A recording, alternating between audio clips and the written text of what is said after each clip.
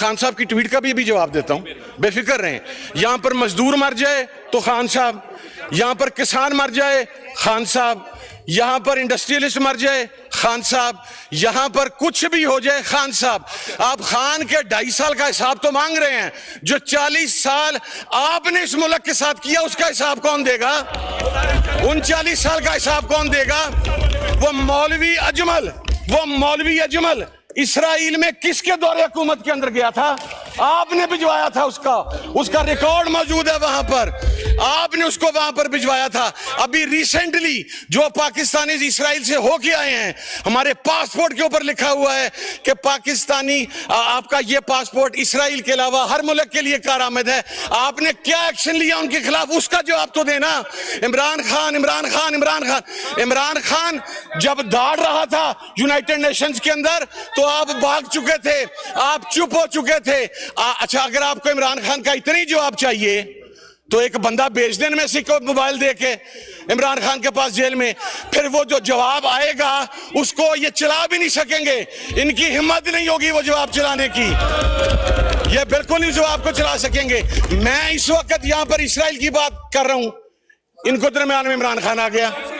अब बजट की बात करें, इमरान खान, मुझे तो उस वक्त से खौफ महसूस होता है कि ये 88, 90, 93, 97 के इक्तदार की वजह भी कह देंगे कि हम इमरान खान की वजह से आए थे कि इमरान खान नहीं था, वगरना आपको वो 90 में ना आने देता, 93 में ना आने देता, 97 में ना आने देता इमरान खान अगर उस वक्त होता। आप तो पहले इस बात का जवाब देना कि पूरा इंटरनेशनल मीडिया ये कह रहा है कि आप अपनी एयर बेस देने जा रहे हैं ईरान के खिलाफ, आप अपना समुंदर देने जा रहे हैं ईरान के खिलाफ।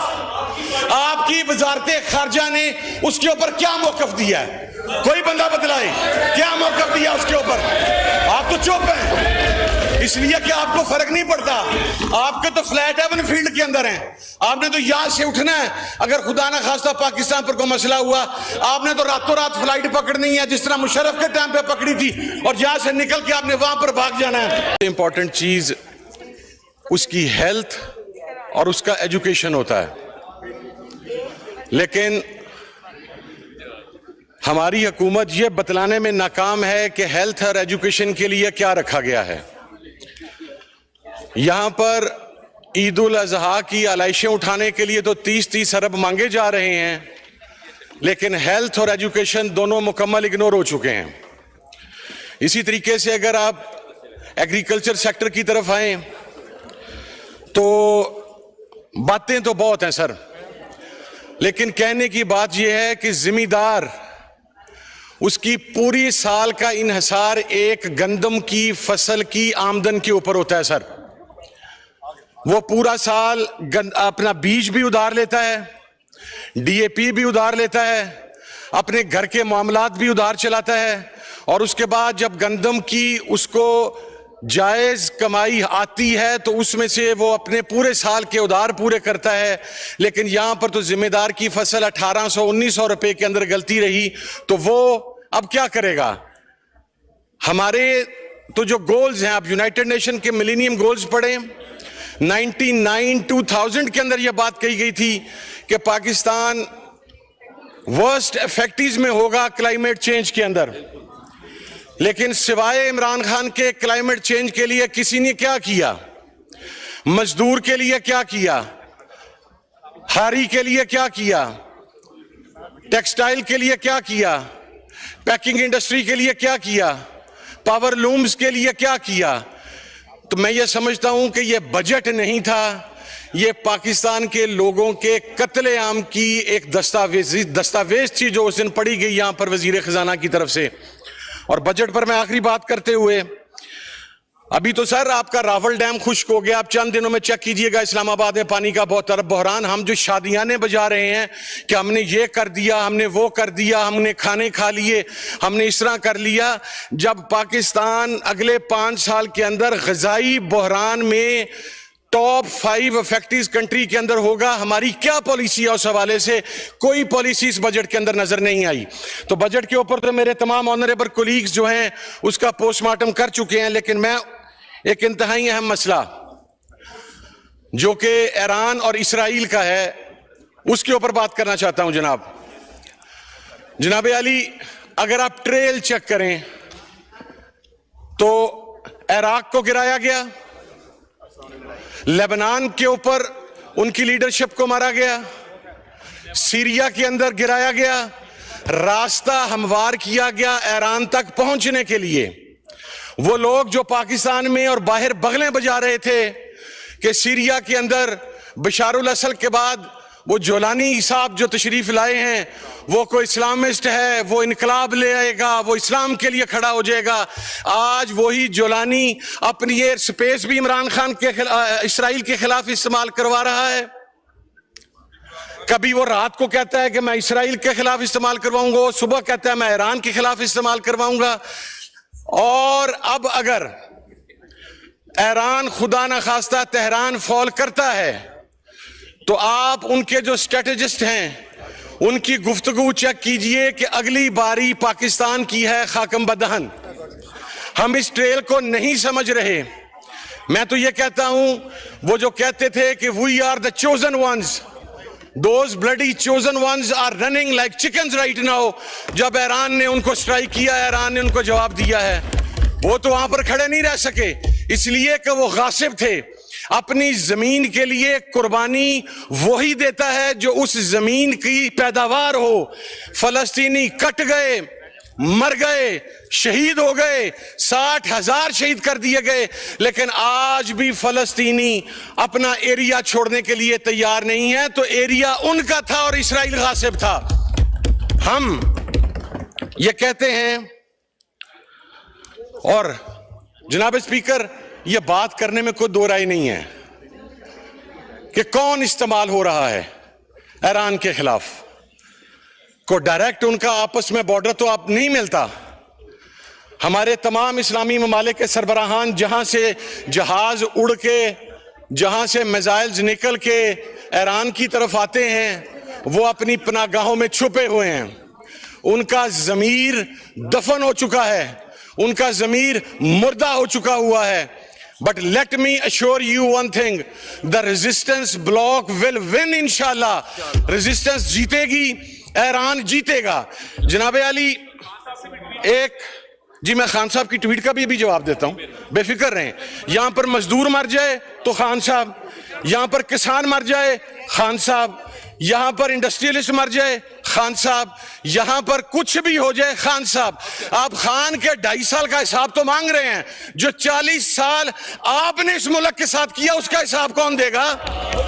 उन 40 साल का हिसाब कौन देगा? वो मौलवी अजमल इसराइल में किसके दौरे हुकूमत के अंदर गया था?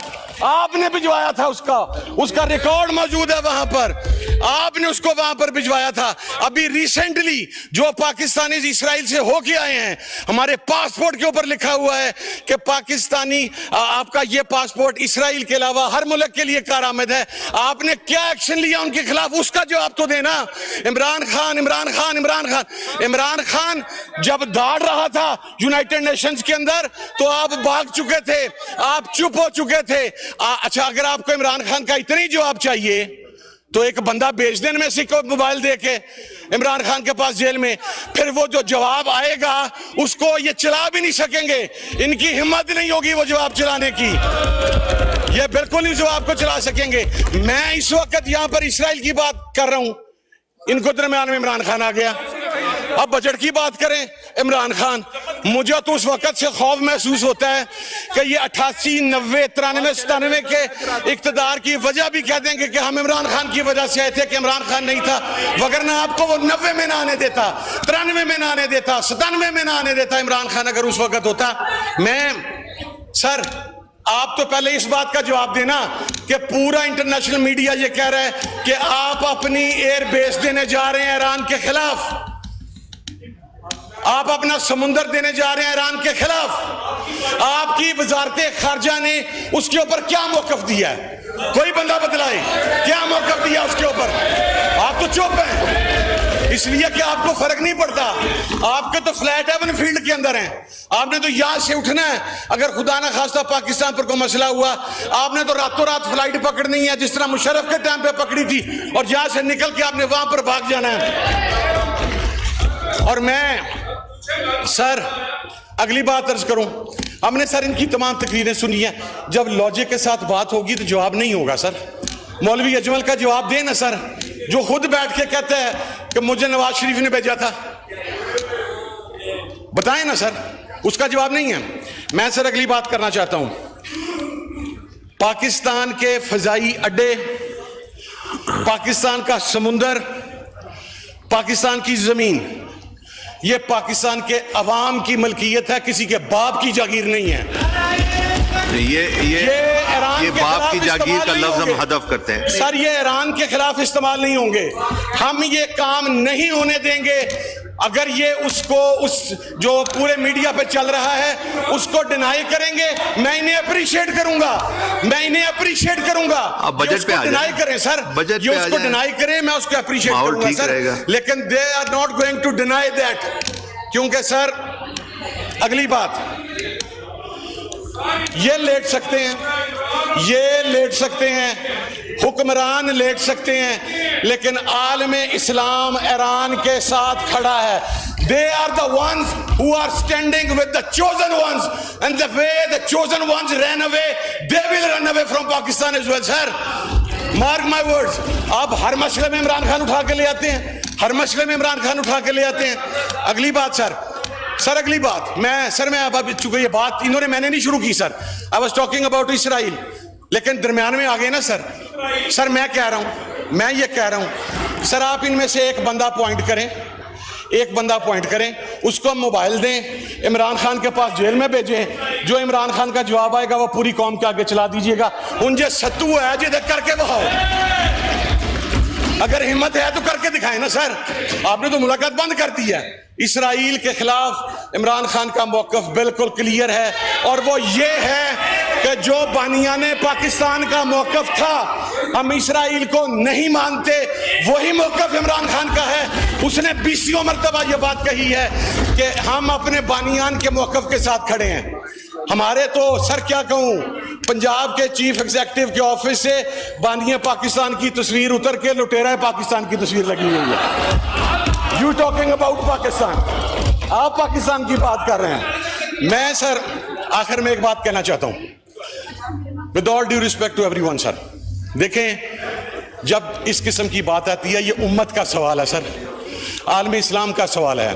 जो अमेरिकन यूनिवर्सिटी के इसराइली यूनिवर्सिटीज़ के प्रोफेसर्स ने, जो उनके रिसर्चर्स ने, जो उनके थिंक टैंक्स ने ये कहा कि ईरान से निपटने के बाद हम पाकिस्तान की तरफ आएंगे, हमारी तरफ से कलेक्टिवली आवाज़ जानी चाहिए कि हम तो ईरान को नहीं गिरने देंगे, तुम हमारी तरफ देखने की क्या हिम्मत या औकात है तुम्हारी, और अगर हमारी तरफ आओगे तो इंशाल्लाह अफवाज पाकिस्तान तुम्हारा वो हशर करेंगी जो तुमने तारीख में नहीं सोचा होगा। अगर ईरान से बच गए, ईरान से बच गए, जो कि नहीं बचोगे, वो रेजिस्टेंस का ब्लॉक है, तुम नहीं बचोगे ईरान से।